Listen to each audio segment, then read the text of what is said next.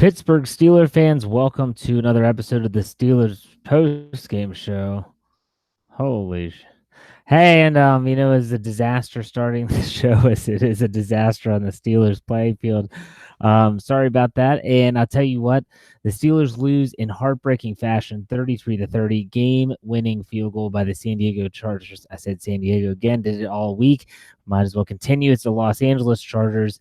I'm kind of at wit's end. I'll be joined here in a second by Lance Williams, my co-host down on the West Coast. But there's a lot to talk about. There's a lot to talk about in this game. There's fingers to point. There's people that want and this, that, and the other. Well, we're going to try to talk about everything from every different aspect without getting into the blame game, so to speak, because when emotions run high, sometimes that's when things can get misconstrued, and that's when sometimes things can be a little out of whack. Now, with that said, if you are watching with us live on YouTube, you can go ahead and chime in on the live chat.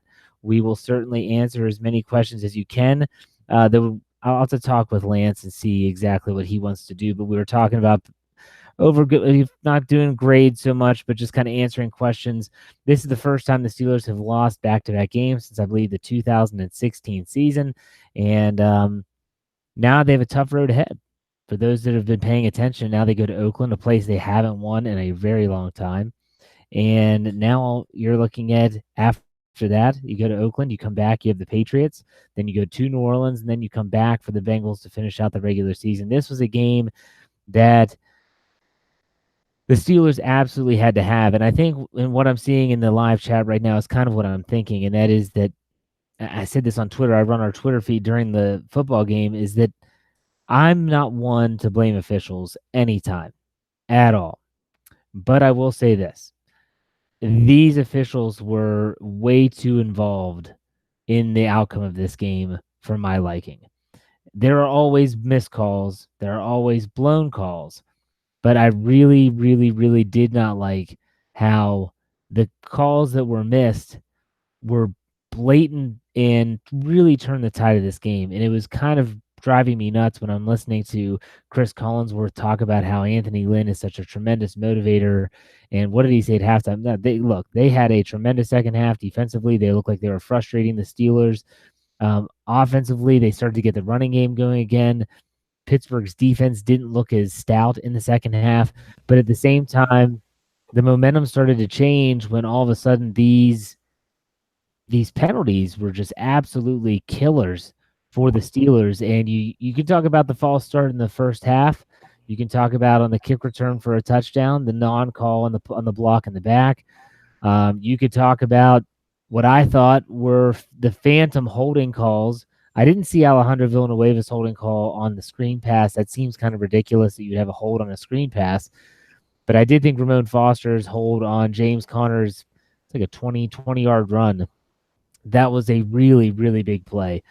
So with that, I bring in my co-host, Lance Williams. Lance, it was an ugly, ugly game. What are your thoughts on the state of the Steelers after Week 13? You got to execute in all phases to win football games. They didn't play a clean enough game. The referees had their issues, but the Steelers didn't play clean enough. On the offensive side of football, they missed some plays in which if they hit, this is not a question. Yeah, and that's the officiating is going to be hammered, and rightfully so. And if they fired an official for missing a false start against the Chargers earlier in the season, I would expect people would get fired after this game as well. But let's talk a little bit about those missed opportunities that you spoke of. Offensively, Roethlisberger misses wide open. I want to say James Washington. He was inactive. Justin Hunter on a play where he was so open, Lance, that in my opinion he could have underthrown it and it still would have been a touchdown. The one thing you just can't do is overthrow it. And do you agree with that sentiment? Because there was no one around him. I mean, he was literally all alone. To your point, a lot of times quarterbacks will underthrow it just so they can complete it because they don't want to overthrow it. So they'll underthrow it, stop the guy, he doesn't score just to complete it. So it's kind of like a lag putt. You You know you can lag it up there, so you just hit it real firm, get a nice little roll, you two putt, you go home. So you underthrow it to the guy so the guy can catch it. You don't have to be precise there. And I wonder if the quarterback's going to criticize himself, or if someone's going to criticize the quarterback in the press conference for continuing to throw interceptions and leave plays on the field. Yeah, because we were texting each other during the game, and you'll have to try to explain yourself. I saw this team is giving 10 points, leaving 10 points at the least on the board. You think about the Justin Hunter touchdown, that would have been 6. We assume, and that's a very hasty assumption, that Boswell would have made the extra point. He missed another one tonight. And then you have that when he threw that interception to Derwin James, which was an awful throw. And sadly, we've seen this at least 4 times this season from Roethlisberger. But still, I feel like that would have at least been a field goal opportunity. I count that as 10 points. And I don't know. I mean, the missed opportunities were on both sides, from coaching on down. Can someone tell me why in the fourth quarter, when the game's on the line, John Bostic is in when he hadn't played much all game? They had success with LJ Fort, and you have John Bostic covering Keenan Allen. I just don't. You can't explain that to me. I mean, you can say you're trying to stop the run, but tell me how LJ Fort wasn't doing his job in run support in this game. I thought that was a horrible decision. They had no answer for Keenan Allen. And the crazy thing is, I don't put too much stock into the pregame shows. A lot of times I just think they're blowing hot air. But Tony Dungy on NBC said before this game, the Steelers are going to struggle with Keenan Allen because they're going to move him in the slot, and they're going to put him against the linebackers, and he's going to win that matchup. The dude went off for over 140 yards. Yeah, he had a fluky touchdown, but go ahead, Lance. I mean, this is your chance to talk about whatever you want in regards to this really, really strange game. Now, in terms of the scores, in terms of points left off the board, Justin Hunter, since they kicked the field goal on that particular drive, I see what you're saying. Yeah. I just counted it as 3, maybe 4, assuming that they make the extra point, which is no assumption. They throw the interception, so that's 3. The missed extra point is 4. Ben doesn't throw an interception, in the scoring area of the field because they weren't quite in the red zone. They probably come away with another field goal. That's 7. So that's how I got to the 7 points. Yeah, I got you. In terms of Keenan Allen, many of you know I'm a Cal Berkeley alum, so I've got a chance to see a lot of Keenan Allen, a lot of games in person and on TV. One of the things that made Keenan Allen a special player is that he can be a short area slot receiver at that size and play outside. Because Keenan Allen is a legit 6'2", maybe 6'3", not a burner, but he has short area quickness, and he was a returner on punts and kickoffs for Cal. So he had maneuverability, lateral quickness, and so he's a terror in the slot. And to the point about putting Bostic on the field, I text you during the game, is Fort hurt? Because I was puzzled that Bostic was on the field. And as soon as Bostic was on the field, a smart team with a veteran quarterback is going to target him and go right at him. I didn't understand that at all. That made no sense. But this is a game about a lack of execution on the Steelers' part on the offensive side of football, as well as their inability to cover Allen and get home with the pass rush. Well, let me ask you this, Lance. Can you remember a team, I'm obviously not talking about a Steelers team, that seemingly just cannot get out of their own way in so many different situations, whether it's play calling, whether it's defensive substituting, and even tonight, the way the ball was bouncing. You could talked about the officiating a little bit to start the show. I just think about the Keenan Allen touchdown, and Joe Hayden's got that ball in his hands, and Sean Davis comes out of nowhere and lights him up. The ball pops in the air, and he catches it for a touchdown. I mean, it was just one of those days, and it was the first time the Steelers have ever blown a 16-point lead at home. It was just awful all around. I can't think of a team that's been like this. Well, you know what, Jeff? It goes back to the point you made on our Wednesday show last week. And listeners, if you haven't checked it out, you should check it out because we talk a lot about Ben Roethlisberger's press conference stuff. And you talked about you hate stats that are the never happen stats, Right. because at some point they happen, and they happen in this game. But let's not leave out the terrible special teams play. Ugh. You give up a touchdown return, momentum totally gone. Also, almost every return, there was a hold or a blocking in the back. So if you look at the drive starts, probably after, middle way of the second quarter, the Steelers' drive starts were terrible. And that's a way you can change momentum in the game as well, when you make your offense have to drive it the long field consistently, and field position completely changes. Comedy of errors. This was a bad loss. And lo and behold, I believe they're only a game up against the Ravens. It's actually a half game now. To be honest with you, the Ravens win. Now the Ravens do have to go to play Kansas City next week, and the Steelers travel to play the Raiders in Oakland, which has never been kind to the Pittsburgh Steelers, as we know from recent, well, not so recent memory, I guess, but still, I look at this game and I just wonder, where does this team go from here? Because I think that you look at the Steelers after week 12, they lost to Denver, a game they felt they should have had. The turnovers killed them. And they're going to have the same feeling after this game. Just really, really awful losses. This is where, in my opinion, a team can go one way or the other. This can turn into we're gonna unleash hell in December type style team. Let's be honest, man. That could happen. Look at the stretch of games they have coming up. They never play well in Oakland, New England, New Orleans, and then finish with Cincy. If anyone's listening to this and doesn't think that there's a chance this team could lose 3 out of 4, you're nuts, because they could. But at the same time, this is a team that could win all 4 games.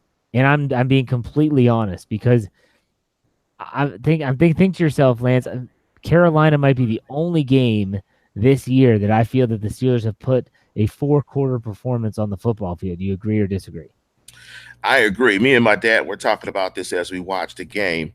And, that was his criticism of the team, and fairly and rightly so, that they have not had many complete efforts. And I think you're absolutely correct that their complete effort would have been that Carolina game. That was a 4-quarter drubbing beatdown, and Carolina hasn't won a game since. But let's just get the brass tacks, Jeff. I mean, what is this team at this point? We've watched, what is this, 11 games? No, 12 games. Is that what it is? What's that? What is this? We've watched 12 games this year, 7-4-1. That's 12 games. 4-1, yep. So what is this team? I mean, in Pittsburgh, it always comes down to, can this team win a Lombardi? It's not about playoff appearances, division titles, whatnot. And they made limp to a division title because, Lamar Jackson is a rookie quarterback. I don't know how consistent he's going to be down the stretch. You got to go to Kansas City. So they made limp to a division title. They made limp to a wild card. But can this team win a title? Let's just be honest. Let's just say it right here. We've seen 3/4 of the season. Yeah. If you're asking me that question, I can honestly say yes. But at the same time, if you were to ask me to just pick 2 words to describe the team, it would be inconsistent and underachieving. And so we've seen this team play up to their potential. And this Chargers team is a good football team. I don't want people to think that this game was the Steelers played down to their opponents. It's a winning record team, and they're vying for the AFC West lead if the Chiefs can somehow trip up. But they're a playoff football team, and the Steelers for a half of football were completely dominating. And if it weren't for a couple bad calls and a couple bad bounces, the Steelers are, it's a different game. But that clearly didn't happen. That's not what I'm talking about. But what I'm saying is that for the Steelers, if they've shown us what they can do. The question is, can they do it consistently? That's why the New England Patriots are always in the AFC Championship game, because not only do they have potential, they do it consistently. That's the big question. But can this team win a Super Bowl? I think they can. You can call me a homer, you can call me Joy, whatever you want. I can honestly think I think that they can win a Super Bowl. Will they? Well, who the hell knows? I don't even know what's going to happen next week, let alone that far down the road. But at the same time, can they? I think they can. I know you're going to say no, but go ahead and explain yourself. Well, I'm gonna pull out my crystal ball and mix in a little juju on top. If you guys are watching on YouTube, you can see the virtual crystal ball underneath my hand, and I'm looking in the crystal ball, and it says inconsistent football teams don't win championships. For every reason that you said, Jeff, is why they won't win a championship, is because they don't consistently execute. And that's why they won't win it.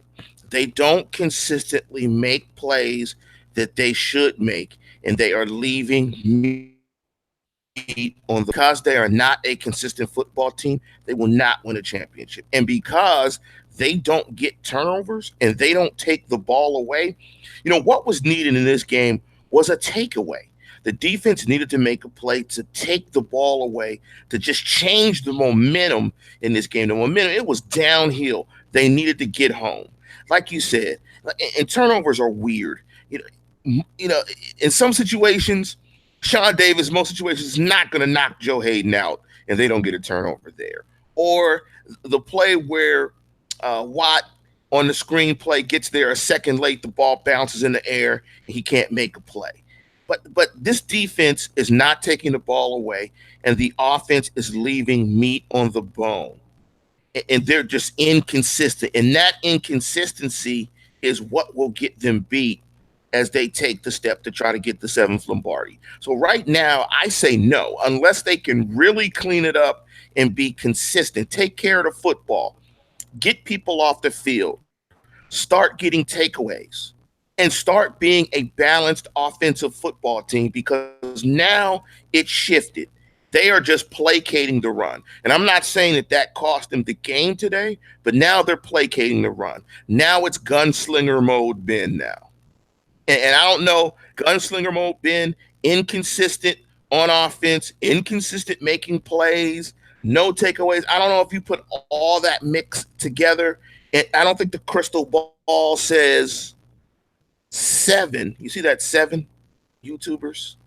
7 Lombardis. I just don't think it equals 7 Lombardis. No, you're right, and there's nothing to argue with your sentiment. I mean, absolutely, everything you said was truth. I think that for the Steelers, what's crazy, I guess, to me was if you watch this game from a more analytical standpoint, you saw the Chargers.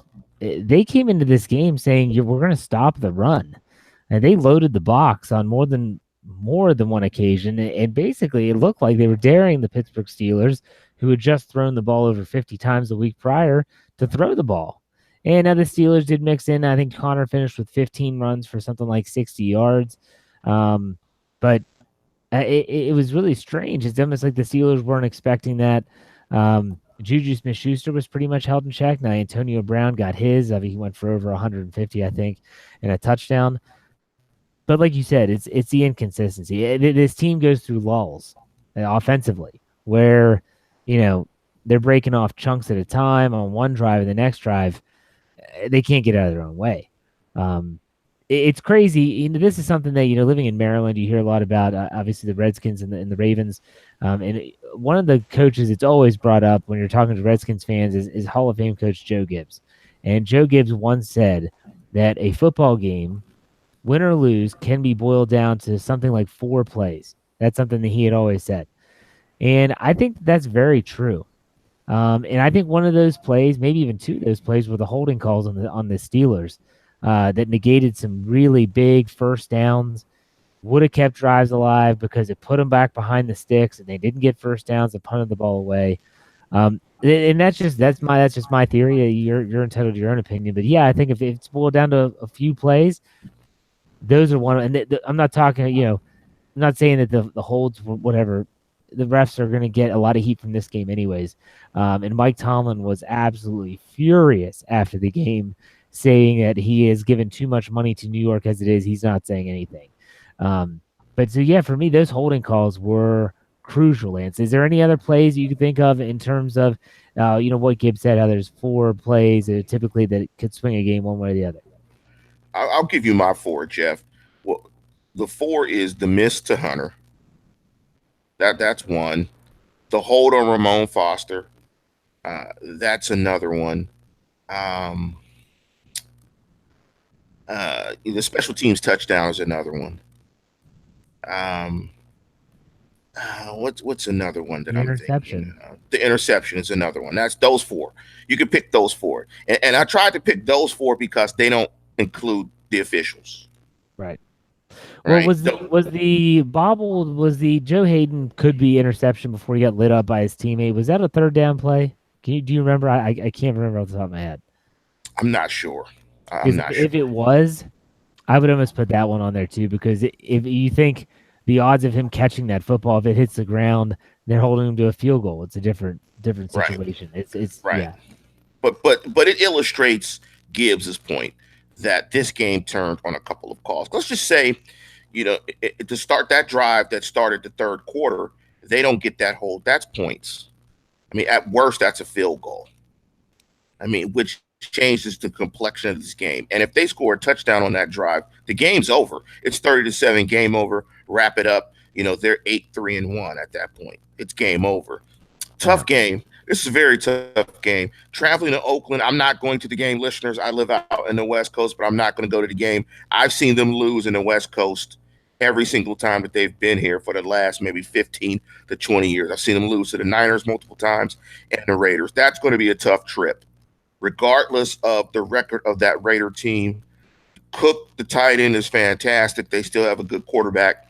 They're a bad team, but that's the definition of a trap game. But that's a game that I think they'll be really prepared for coming after two losses. But we'll talk about that next week or early next week on a Wednesday show. Yeah.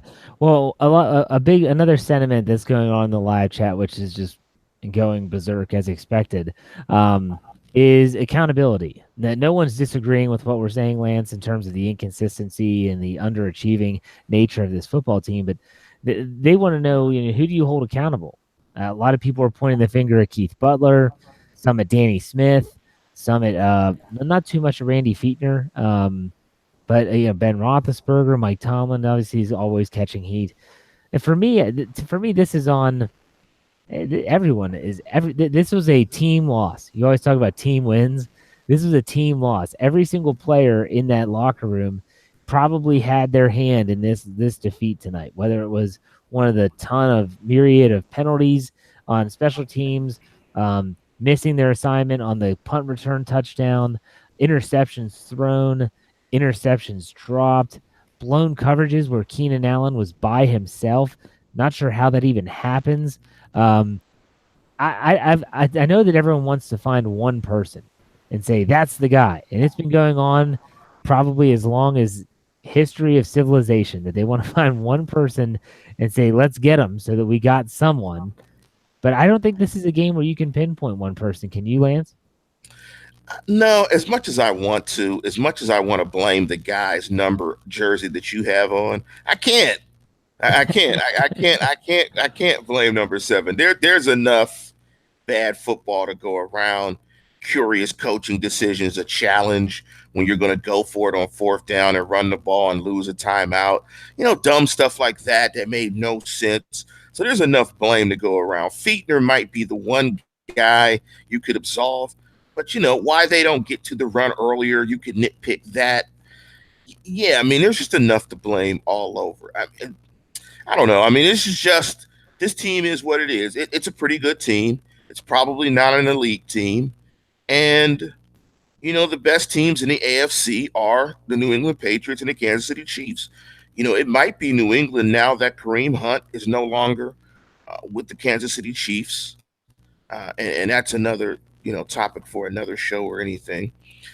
But, yeah, I mean, the Steelers are just in that next tier. The 3 best teams are probably the Chargers, the Chiefs, and the Patriots. I mean, that's just what it is right now in the AFC. Right. No, yeah. I think that, for me, if you're trying to draw like a parallel between a player and the way the team plays, it is the jersey I'm wearing right now. It's Ben Roethlisberger. If you look at the way he plays now at this stage of his career, it kind of encapsulates the way the Steelers play.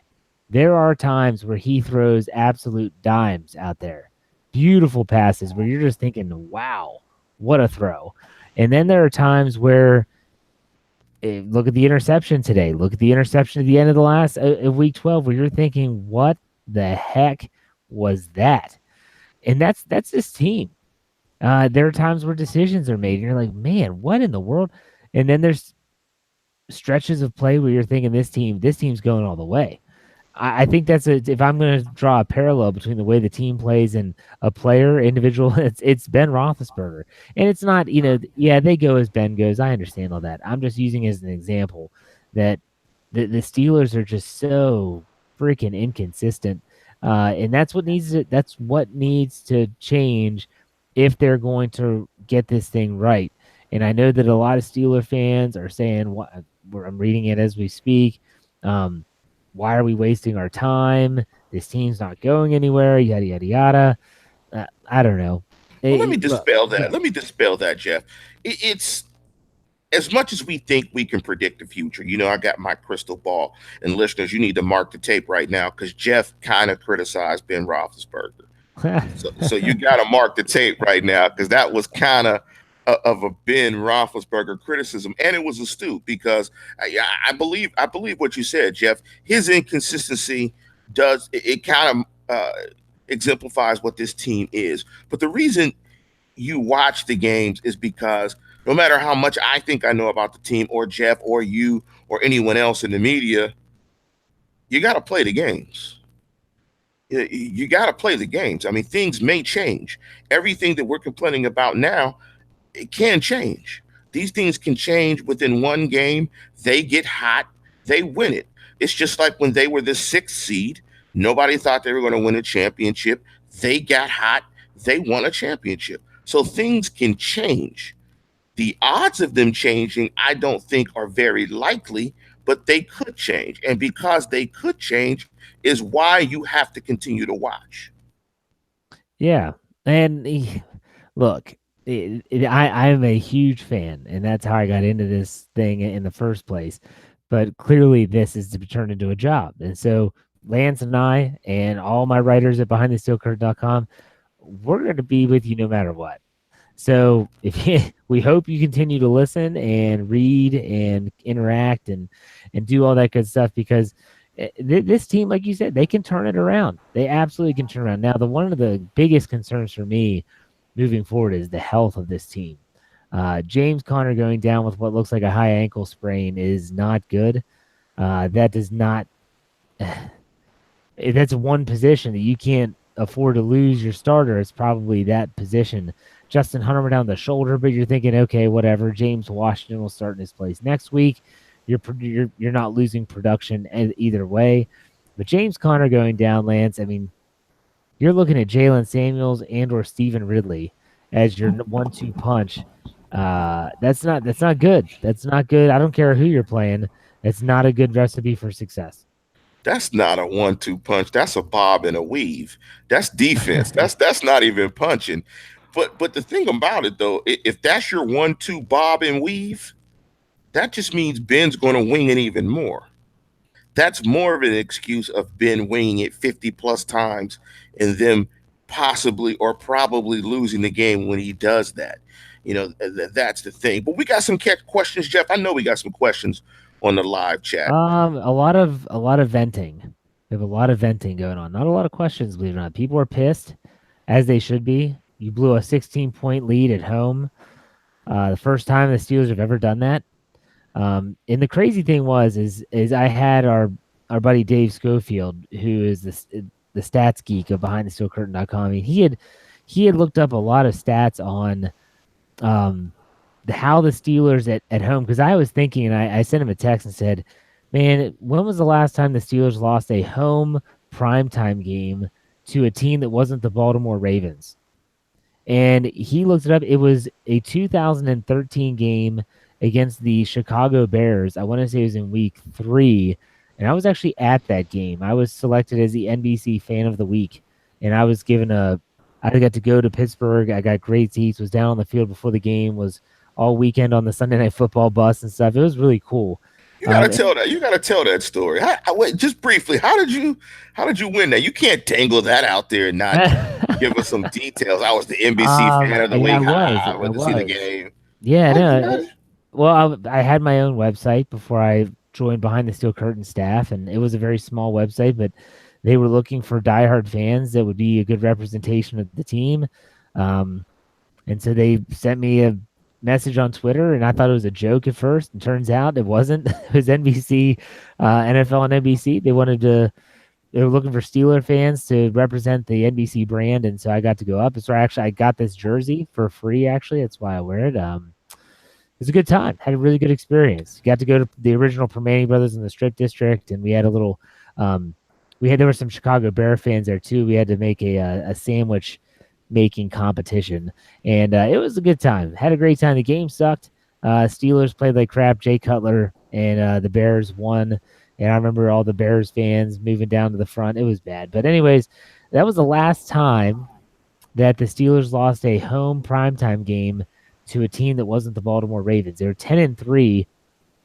The only three losses were to the Ravens at home in primetime. So and I'm watching the first half. I'm thinking, this article's writing itself for tomorrow, and it's going to be simple.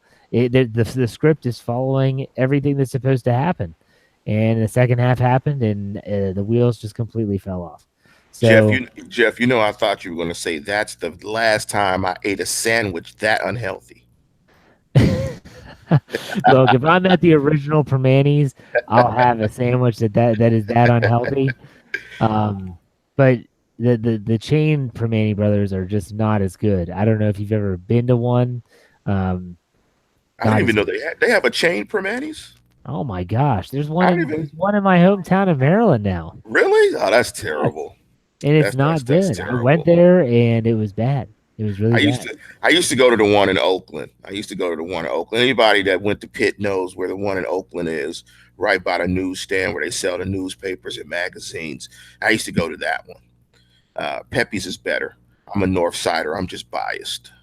See, I've never been there. I've never been to Pepe's, but That's the home of the Roethlisberger. You've got to go because you've got 7 on every jersey. So you've I got don't to even go to. know. I don't even know when the next time I'll be in Pittsburgh, to be honest with you. So if I'm there, I will find it, and I will definitely get a sandwich up there. But yeah. So I mean, right now, like I said, there's really not a lot of questions. People were talking about the draft. Look, I'm not talking about the draft. I'm sorry. I'm not talking about the draft. Yeah, I I'm can't not do that. talking about potential picks. I'm not talking about prospects. I'm not talking about positions. Look, this team has lost two tough games, and they're 7-4-1. Okay, 7-4-1. And for the life of me, people just need to realize, my goodness, that this team is. If they don't make the playoffs, it would be an absolute stunning fashion. I mean, because the way the AFC is playing out, they could continue to stumble, and still be a wild card, even if they don't win the division. But this team is not one to give up on. They could bounce back. They win next week, and the Ravens lose, and it's just. I know that a lot of people are really pissed, and rightfully so. But at the same time, I don't know. I don't want to talk about the draft. The season's not Yeah, over. They're yeah. 7-4-1. I mean, there's a lot of football. I mean, there's a whole quarter of the season. So, I think people, like you said, are rightly upset. I think you just got to be patient and let it play itself out. I think what's tough though about all this is, it's that week off if you win the division. It's the bye, all that stuff. Like some of that stuff is becoming difficult to get, which just makes the road to the Super Bowl just even tougher because they win their division. Kansas City wins the matchup against San Diego later in the season. They may have to see San Diego again, possibly Yeah. with Melvin Gordon. So, it's just tough. And like I said, San Diego is that team I don't think that anybody wants to play. You've got a veteran quarterback, you've got a lot of weapons, and if Mel Gordon comes back, they're even that more dangerous. Because one thing about Philip Rivers, he's a gunslinger, and he's going to throw it into tight windows and tight spaces. I mean, the guy's a vet. I mean, he's seen it all, done it all. And so, playing those guys just makes it tough. And the Steelers are in a tough spot right now. But I think this is a team that can climb out of it. I just don't know with their inconsistency, as we described previously, that they get that 7 that's on your jersey in the terms of Lombardi trophies. Yeah, no, absolutely. And so, the Pittsburgh Steelers are now looking at Let's talk about the last 4 games before we call it a show. I don't want to ramble on and just repeat ourselves over and over again. The Steelers go to Oakland next week, host the New England Patriots following, go to New Orleans, and then host the Bengals. So they have 2 home, 2 road games in the final quarter of the season. Lance, how do you think that plays out? Well, I think they will win Oakland and Cincinnati and lose against the Saints and the Patriots. So I think they split the Okay. next 4. So that would make them 9-5-1. No, nine, No, six, and one. no, 9-6-1. Yeah, they Yes. got 4 losses. 9-6-1. Right. We don't do math on this show, obviously. I'm Nine gonna go. six and one. I'm gonna go out on a limb and say that I think that the Steelers win 3 games.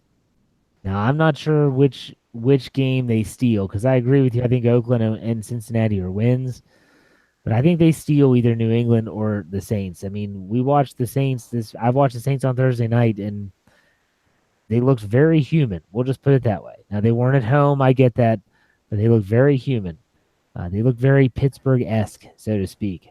But we'll see. I mean, we'll see what happens. So, Lance, any parting words for our faithful that stayed up this late to watch to watch us on YouTube? Just harken back to the 6th seed. At this point in time of the year when the Steelers won their 5th championship as a 6th seed, nobody thought that they would win a championship, myself included. They had to go on a run to do it. They got hot and they did it. There are elements of this football team clearly in the first half that shows that this team, if it plays consistent football, can put it all together and win it. Odds are maybe not because they're just inconsistent, but they have the elements on the football team to do it. You got a veteran quarterback, superstar quarterback, you got a superstar wide receiver, you got a budding superstar, you got James Conner. They have the pieces in place. So just stay patient, watch the football. We'll see what happens. That's why we tune in every week.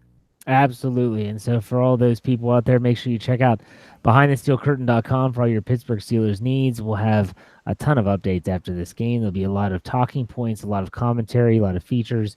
And as well, make sure if you're listening on podcast form, you follow us on YouTube. Go to YouTube, search BTSC Steelers Radio.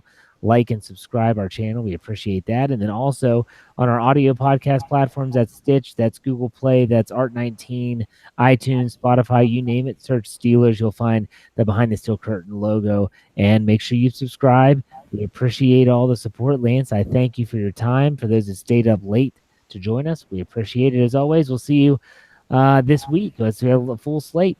Monday's the Steelers hangover with Anthony and Tony, Brian, Anthony Davis, and Tony. Wednesday, we're back with the Standard as a Standard. Thursday is our preview show. There you have it. So we'll be back next Sunday for another post-game show after the Steelers and the Raiders play, hopefully having a little bit more Christmas cheer, so to speak. So, Lance, we'll see you next time.